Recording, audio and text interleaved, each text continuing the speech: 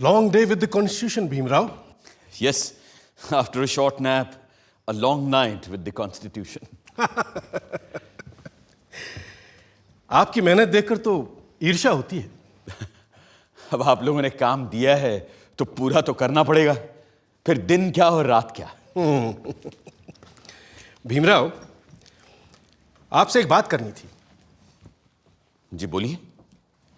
आपने तो देखा ही है सभा में कितने लोग सरकारी नौकरियों में आरक्षण का विरोध कर रहे हैं।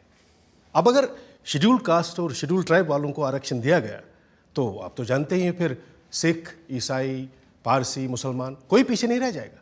हाँ, मगर सिख, ईसाई, पारसी, मुसलमान या किसी और का मुकाबला अनुसूचित जनजातियों के साथ नहीं हो सकता।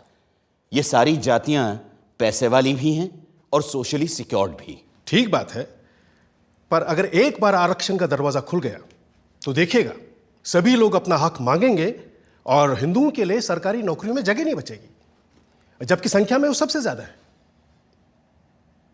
आप चाहते क्या हैं?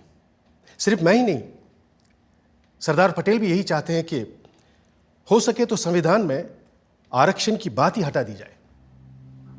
मेरे रहते संविधान से आरक्षण नहीं हटने वाला, चाहे आप कितना भी जोर लगा लें मुंशी जी। पर कोई रास्ता तो हो सकता है ना? हाँ, एक रास्ता है। मैं ही हट जाता हूं संविधान की ड्राफ्टिंग कमेटी से। अरे फिर आप लोग जैसा चाहें वैसा संविधान बना लीजिएगा।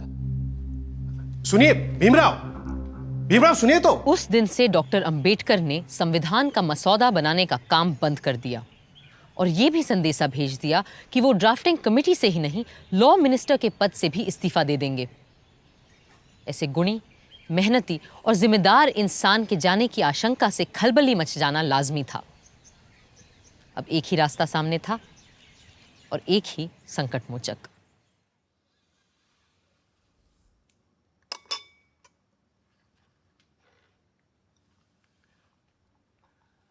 मुंशी जी की बातों से आप नाराज हो गए भीमराव?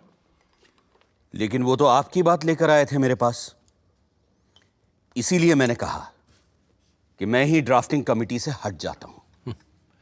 आप तो जानते हैं कांग्रेस क्या, पूरे भारत में दूसरा और कोई है ही नहीं जो हमारे संविधान को आकार दे सके। खुद बापू भी यही कहा करते थे। लेकिन आप उनकी बात मानते कहां हैं पटेल जी? गांधी जी पिछड़ों को रिजर्वेशन देने की मेरी तजवीज से सहमत थे। पंडित नेहरू ने तो खुद पंडित होते हुए भी यह कहा कि सदियों से हिंदुओं ने निरीह अछूतों और आदिम जातियों को बेबसी, दरिद्रता और अशिक्षा में रखा।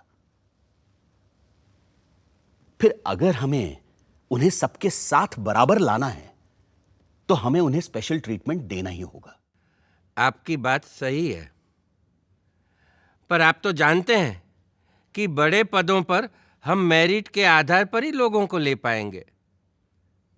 तो फिर क्लर्कों की नौकरी के लिए इतना बड़ा जोखिम उठाना? जोखिम? मुझे तो इसमें कोई खतरा नजर नहीं आता। खतरा यह है कि अगर हमने एक विशेष वर्ग को आरक्षण दे दिया तो बाकी के लोग भी आरक्षण की मांग करेंगे और भारत भर में जातिवाद का ये जहर फैलता जाएगा। जहर तो हमने पिया है सदियों से और फिर भी हम जिंदा हैं। रीढ़ की हड्डी तोड़ डाली आप लोगों ने हमारी, फिर भी हम लोग खड़े हैं।